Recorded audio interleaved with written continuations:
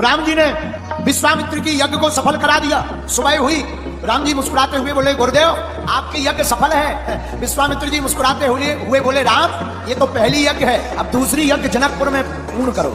और राम जी समझ गए, गुरुदेव की आज्ञा समझ गए। उसी समय धनुष यज्ञ की पत्रिका जनकपुर से विश्वामित्र जी के पास आई। राम जी से विश्वामित्र जी कहने लगे राम तुमने हमारी यज्ञ पूरी की, अब जनकपुर में महाराज जनक जी की यज्ञ पूरी करो, चलो हमारे साथ। राम जी गुरुदेव भगवान श्री विश्वामित्र जी के साथ चलने लगे। जनकपुर बड़े राजा जनक को पता लगा विश्वामित्र महामुनि आए। गुरु जी को लेकर ब्राह्मणों को लेकर स्वागत किया, प्रणाम किया, आसन पर बैठाया, कुशल वार्ता पूछी। उसी समय राम जी और लक्ष्मण जी थोड़ा पीछे रह गए थे, तो राम जी और लक्ष्मण जी आए। इतने दिव्य रूप को देख करके जनक राज की भी सुधि बेसुध हो गई। देख करके जनक राज जी परेशान हो गए, अरे ये नर है ये नारायण। जनक जी का दिमाग खराब हो गया। पूछा महाराज इनका परिचय क्या है? गुरुदेव भगवान श्री विश्वामित्र जी ने परिचय बताया कि रघुकुल मणि है, दशरथ के जाए हैं, हमारी यज्ञ के लिए भेजा है, तो क्या आपकी यज्ञ सफल हो गई? जनक जी ने पूछा। विश्वामित्र जी मुस्कुराते हुए बोले जनक जी हमारी तो सफल हो गई, अब ये तुम्हारी यज्ञ सफल करने आए। राजा प्रसन्न हुए।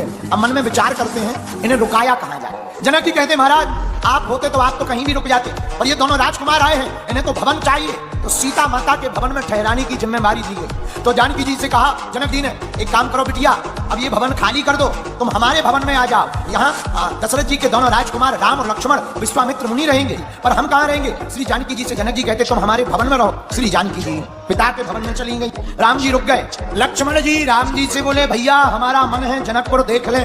राम जी गुरु जी से बोले गुरु जी लक्ष्मण जी की इच्छा है कि हम नगर देख लें, तो एक आज्ञा दो, हम लक्ष्मण जी को नगर दिखाया है। तो मुस्कुराते हुए गुरु जी बोले एक बात बताओ, नगर लक्ष्मण जी को देखना है तो तुम्हें जाने की क्या जरूरत? राम जी बोले हम इन्हें जल्दी ले आएंगे, बाल बच्चे हैं कहीं गुम जाए देर लग जाए। तो गुरु जी बोले क्या तुम पहले आ चुके? राम जी बोले नहीं हम तो पहली बार आए। तो गुरु जी बोले तुम दिखाओगे कि यहाँ के पहरेदार? नहीं पहरेदार दिखाएंगे। हाँ तो पर तुम्हारी क्या जरूरत है? गुरु जी हम लक्ष्मण जी को दिखा लाएंगे, आप हमें आज्ञा दे दो। गुरु जी मुस्कुराते हुए बोले आप अपने रूप का दर्शन जनकपुर वासियों को देना चाहते हो, हम समझ गए, राम जाओ। राम जी महाराज गुरुदेव भगवान की आज्ञा मान करके चले। राम जी जनकपुर की गलियों में घूमे लक्ष्मण जी के साथ। जिनको भी पता लगा सब दर्शन करने के लिए दौड़ पड़े। सखियां ऊपर से देखने लगी, लेकिन राम जी सीधे, अच्छा राम जी तो सीधे हैं, लक्ष्मण जी थोड़ा टेढ़े। राम जी इतने सीधे कि चल रहे तो सिर नीचे। अच्छा जब सिर नीचे करें तो ऊपर खड़े हुए लोगों को क्या दर्शन होंगे? तो ऊपर से खड़ी खड़ी सखियां सोचने लगी कि सब तो देख रहे हैं, हमें नहीं दिखाई पड़ रहा, क्या करें? एक सखी बोली तुम इनका परिचय जानती हो? हाँ हम जानते हैं, एक काम करो इनका नाम लो, ये अपने आप देखे। एक सखी बोली अरे सखियो ये जो आगे आगे चले जा रहे हैं इनका नाम है राम, दूसरे वाले का नाम है लक्ष्मण। राम जी ने नहीं देखा। लक्ष्मण जी धीरे से बोले महाराज कुछ दर्शन वाले ऊपर खड़े। राम जी बोले नीचे देखो। सखियां बोली नहीं देख रहे। तब तक दूसरी सखी बोली एक काम करो इनके बाप का नाम। अरे सखियो ये जो दोनों जा रहे हैं ना, पता है इनके पिताजी कौन है? कौन है? चक्रवर्ती सम्राट दशरथ जी, उनके बेटा है। लक्ष्मण जी बोले भैया बाप तक पहुंच गई, अब तो देखो। राम जी बोले हम नहीं देखेंगे, चुप सीधे चल। एक सखी बोली इनके गुरुजी का नाम लो, ये गुरुजी को बहुत डर थे। अच्छा तो क्या तुम्हें गुरुजी का नाम आता? हाँ इनके गुरुजी का नाम है विश्वामित्र, उनकी यज्ञ की रक्षा के लिए आए हैं। लक्ष्मण जी बोले भैया ऊपर देखो, लगता है ये अपनी पूरी कुंडली जानती है। राम जी बोले चाहे जो हो जाए हम नहीं देखेंगे। अब सखियां बड़ी टेंशन में। एक सखी बोली एक काम करो इनकी माता जी का नाम। अब सखियां विनोद करती हुई कहती दोनों हाथ से ताली बजाकर, जो आगे जा रहे ना इनकी माँ का नाम कौशल्या है, राम नाम है। लक्ष्मण जी बोले ले अब तो पूरी कुंडली खुल गई, अब तो देखो। राम जी बोले चुप हम नहीं देखेंगे। तब तक सखियों ने लक्ष्मण जी का नाम लिया। ये जो पीछे जा रहे हैं गोरे गोरे इनका नाम लक्ष्मण है, इनकी माँ का नाम सुमित्रा है। सोई लक्ष्मण जी ने टेढ़ा मुंह करके कहा हम तो देख रहे हैं, हमारी कुंडली खोलने की क्या जरूरत है, हम तो देख रहे हैं। लेकिन राम जी ने नहीं देखा। सखियां निराश हो गई। उनमें एक तब तक सखियों ने लक्ष्मण जी का नाम लिया। ये जो पीछे जा रहे हैं गोरे गोरे इनका नाम लक्ष्मण है, इनकी माँ का नाम सुमित्रा है। सोई लक्ष्मण जी ने टेढ़ा मुंह करके कहा हम तो देख रहे हैं, हमारी कुंडली खोलने की क्या जरूरत है, हम तो देख रहे हैं। लेकिन राम जी ने नहीं देखा। सखियां निराश हो गई। उनमें एक सखी भगवान शंकर ही बने हुए हैं। तब तक एक उपाय किया। एक सखी ने बोले ये ऐसे नहीं देखेंगे, एक काम करो पुष्प लाओ। फूलों की टोकरी लेकर आई। सब सखियों ने अपने अपने हाथों में फूल ले लिए और फूल लेकर के जैसे ही पुष्प बरसाए राम जी ने ऊपर की तरफ तुरंत देख लिया। फूल को बरसता हुआ देखकर क्यों देखा? इतना नाम लिया क्यों नहीं देखा? फूल का एक पर्यायवाची नाम है सुमन।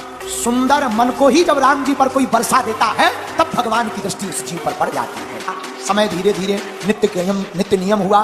उसी समय गुरु जी ने राम जी से कहा जाओ पुष्प ले आओ। पुष्प लेने के लिए राम जी वाटिका में आए। बाग में जैसे ही गए पुष्प तोड़ने लगे। श्री सियाजू जानकी जी उसी बाग में गौरी पूजन के लिए आई थी सखियों के साथ। एक सखी सीता जी को छोड़ करके बाग देखने के लिए आई। उसने दोनों भाइयों को देखा तो सुध-बुध खो बैठी।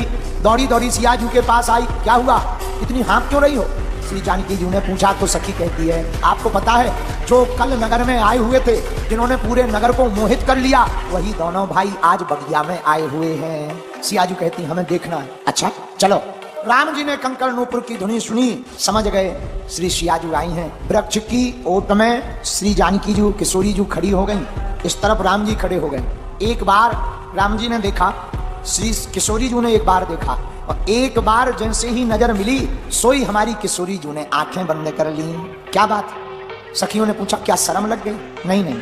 फिर श्री किशोरी जी कहती हैं ये जो रूप माधुर्य है, इतना सुंदर प्यारा चेहरा है, हमने देखकर आंखें इसलिए बंद कर ली कि कुछ देर बाद ये तो चले जाएंगे, लेकिन इनका रूप माधुर्य हमारी आंखों से ना चला जाए, इसलिए अपने नैनों में बसा लिया। सखियां कहीं लिवा करके श्री सियाजू ने गौरी अम्बा का पूजन किया, प्रार्थना की, पुष्प लेकर के आए। दूसरा दिन हुआ।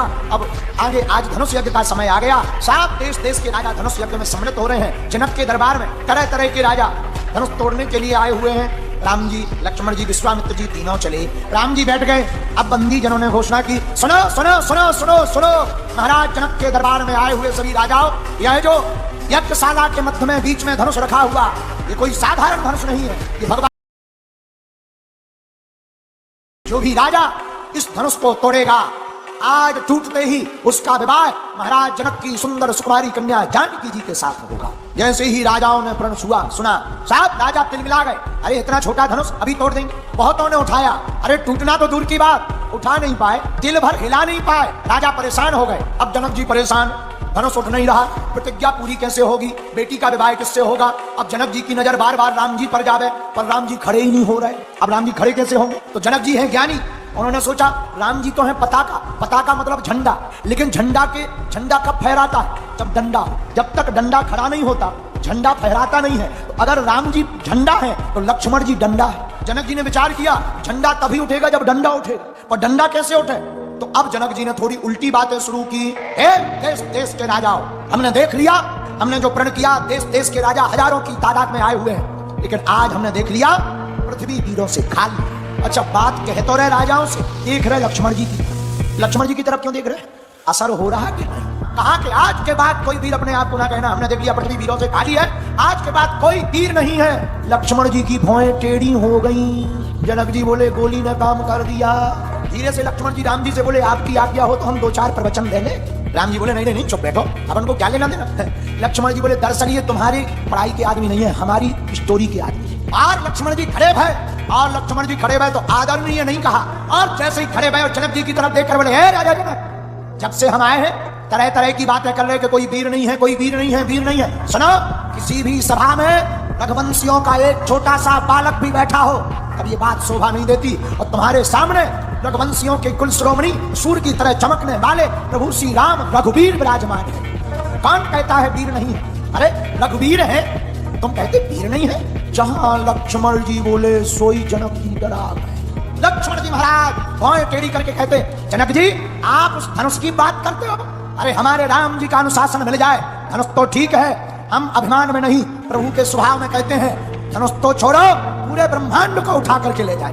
और केवल ब्रह्मांड को उठा नहीं लेंगे, जिस प्रकार कच्चे घड़े को हाथी अपने पैर से मसल देता है, हम भी पूरे ब्रह्मांड को मसल देंगे। लक्ष्मण जी की बातें सुनी, सांप डर गए, पृथ्वी कांप गई, लेकिन किशोरी दूसरी जानकी जी खुश हैं भीतर ही भीतर बोली माँ देवर जी गजब कर दिया, जानकी जी प्रसन्न है, बढ़िया किया देवर जी। अब राम जी ने सोचा ज्यादा गड़बड़ ना हो जाए, इशारा किया बैठ जाओ, कोई जोश नहीं, शांत बैठ गए लक्ष्मण जी। जब बैठ गए तो गुरु जी ने तुरंत कहा हे राम अब तुम उठो, जनक के मन के संदेह को मिटाओ, धनुष को तोड़ो। राम जी उठे, गुरुदेव को प्रणाम किया।